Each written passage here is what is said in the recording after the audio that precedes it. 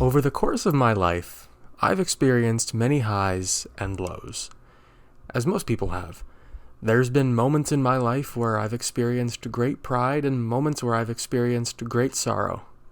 In the times I experience that are more like the second one, I attempt to take comfort in the fact that other people experience sadness, loss, melancholy, and other bad feelings too. But unfortunately, this doesn't always work.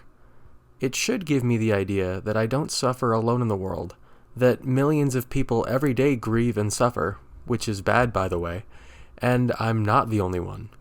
But for some reason, instead of being comforted, I always come back to the same dilemma.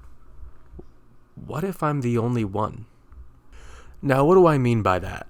Am I wondering if I'm the only one suffering? The only one wondering these things? I'll get to those questions soon, but I'd like to start by explaining one specific concept. Philosophical zombies.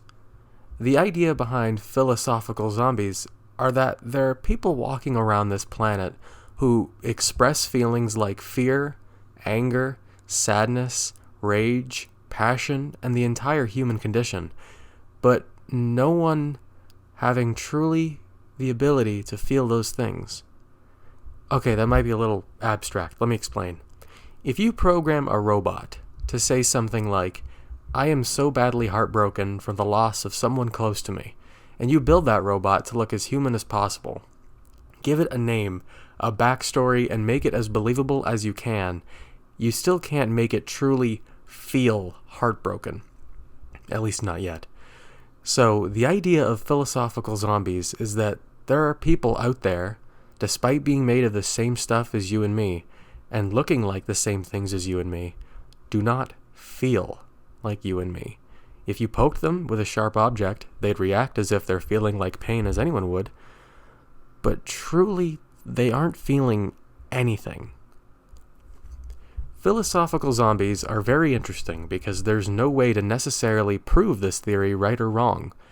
Is it possible that no one on Earth is a philosophical zombie? That every single day, 8 billion people with real feelings, real dreams, and real desires are wandering the Earth just doing their very best every day? Absolutely. Is it possible that there are people walking around who don't have the capability to truly feel or contain true consciousness? Technically, yes. But the scariest option of all is true also. What if not only are philosophical zombies real, but every single person you've ever met has been one?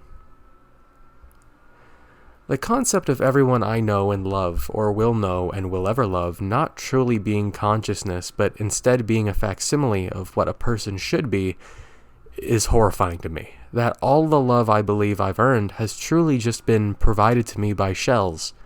Warm shells, mind you, that would watch this video or may be confused or even offended, but again, there's no way to prove me wrong. It's not like this idea keeps me awake at night, but sometimes when I'm alone and in melancholy, it can feel like the universe is testing me. Every dilemma I face in the short term to be the biggest life decisions I've ever had to face in the large term, it's astoundingly difficult to not take personally. Not that I'm offended that someone in particular built this concept of life and struggle for me to experience, but perhaps the universe itself is built around my own existence. Okay, that's a bit arrogant, I won't lie. The idea that every problem I've ever experienced, the videos I've watched, the places I've been, the people I've had built around my own personal life with, instead of continuing an ever-expanding universe for every person to experience, is highly self-centered, literally. But in times of lonely weakness, it's hard not to imagine, at least for me, what if this voice inside my head is the only one? What if the places I've never been to don't truly exist until I've been there? What if the people I haven't met don't exist yet? What if it's just me? What if I'm the only one?